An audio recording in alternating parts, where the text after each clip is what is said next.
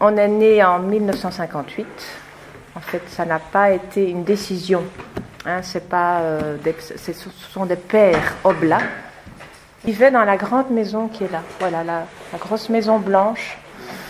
Et leur projet, c'était de dire la messe. Ils étaient encore en soutane. Faire des confessions. À l'époque, c'était ça. Il n'y avait pas grand-chose de plus.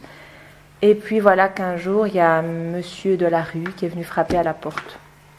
Et qui a dit, mais moi j'ai besoin de manger, j'ai besoin de travailler, j'ai besoin d'un lieu. Et c'est comme ça que la communauté finalement a commencé, c'est de laisser entrer, d'ouvrir une porte. Et ouvrir une porte, ça veut dire que les gens vont arriver. C'est comme ici, notre porte elle est toujours ouverte. Les gens viennent quand on mange, ils viennent s'asseoir, il y a toujours des places en plus. Voilà, c'est un peu ça qui a fait qu'à un moment donné, ils se sont dit, on ne peut pas rester comme ça, il faut qu'on ouvre. Alors, au début, évidemment, eux, ils s'attendaient à faire quelque chose avec des bons chrétiens. C'était quand même une congrégation religieuse. Et les premiers qui arrivent, c'est pas du tout ça, quoi. Et du coup, on est devenu pluraliste. Dans la maison, on est 20-25 personnes. Et avec le temps, on s'est étendu. Donc, déjà ici, parce qu'on n'a pas commencé tout de suite dans la salle ici, on était dans une petite pièce, une cave. C'est comme ça que ça a commencé. Mais très vite, on a eu une ferme du côté de Saint-Tron, qui s'appelle Rumen. On redistribue aussi à l'autre communauté qui se situe près de Tournai. Et donc, c'est la même famille. C'est pas 3 lieux différents, c'est trois lieux d'une même famille.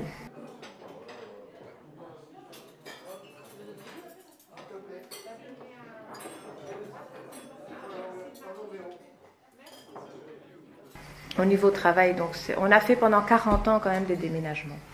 Pourquoi ? Parce qu'en 1958, c'était l'exposition universelle.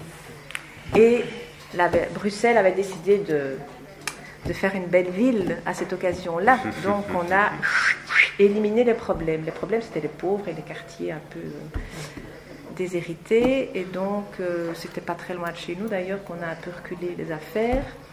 Et donc, tout de suite, on a vu que les premières personnes qui étaient ici, il fallait aider tous ces gens-là. Alors il y avait des charrettes et le premier travail finalement ça a été d'aider gratuitement ces personnes à déménager. Voilà. Puis on s'est rendu compte qu'il y avait des riches qui demandaient pour déménager aussi. Et alors là on s'est dit, attention, et si on faisait payer un prix minimum pour tout le monde ? Voilà, c'est ce qui s'est passé. Et donc on a fait des déménagements tous les jours pendant 40 ans. Tous les jours, il y avait un camion qui partait. C'est un travail très important, équipe. C'était 7 ou 8 personnes qui partaient tous les jours, qui revenaient parfois tard. Et en même temps, on a commencé aussi la récupération.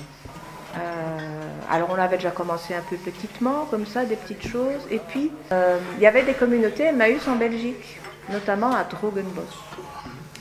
Et le responsable de cette communauté était malade. Et donc l'abbé Pierre est venu voir Père Léon, en disant « J'aimerais bien que vous repreniez la communauté Emmaüs à Drogenbos ». Ils ont réfléchi 1 an avant de dire oui. Et du coup, en rentrant dans Emmaüs, on est rentré à fond dans la récupération. Parce qu'Emmaüs, c'est les magasins de seconde main, etc. Donc on a ouvert des magasins.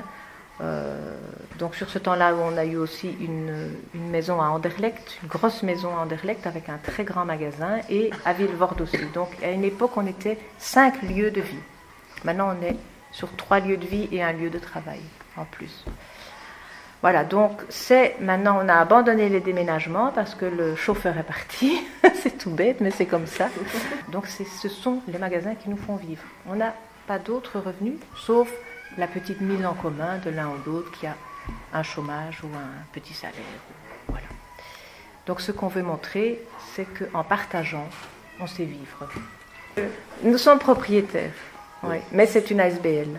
Ça appartient à l'ASBL. Ça veut dire que nous, si la poudrière explose, nous n'avons plus rien. Ça va à des associations après, Mère Teresa ou je ne sais pas qui, mais ça ne sera pas pour nous. Voilà, donc on n'est pas dans l'ordre de succession, dans l'héritage. Voilà. Quand je suis arrivée en 96, nous étions 120 dans la communauté. Maintenant, nous sommes 60. Nous sommes la moitié, sur les 3 maisons.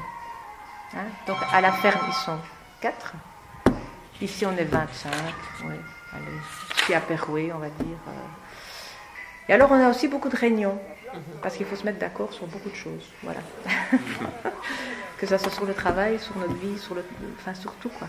Donc, toutes les semaines, par exemple, ici, on a une réunion pour la maison de Bruxelles. Et le week-end, une fois par mois, un week-end complet, on se retrouve à 12 personnes de la communauté, donc des 3 maisons, 12 personnes anciennes, qui forment un peu le noyau dur des personnes qui se sont engagées, on va dire. On sait qu'elles sont là, qu'on sera là demain.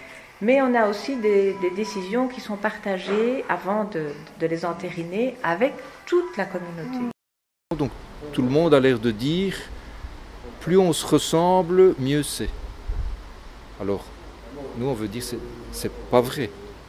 Si on veut construire quelque chose de durable, il faut les interventions de différents types d'intelligence, de différents types de personnes, d'approches de problèmes, etc. Il faut profiter de la diversité et il ne faut surtout pas s'opposer par rapport aux problèmes d'aujourd'hui. On doit s'unir. Donc ça c'est le message principal qu'on veut montrer. C'est possible de vivre ensemble et d'accueillir et en même temps de rendre vivant ce groupe et non seulement c'est possible, mais c'est une piste qui doit être creusée aujourd'hui à travers l'architecture au service d'un projet humain. Alors c'est important de mettre la technique au service. S'il n'y a pas la technique, les gens qui ont l'intuition ne suffisent pas. Mais une fois qu'il y a les deux, mais qui est dicté par un projet humain, dont la direction est donnée par un projet humain, à ce moment-là, il y a tout un avenir possible. Pour nous, pour ceux qui partagent, et pour la société, si on veut.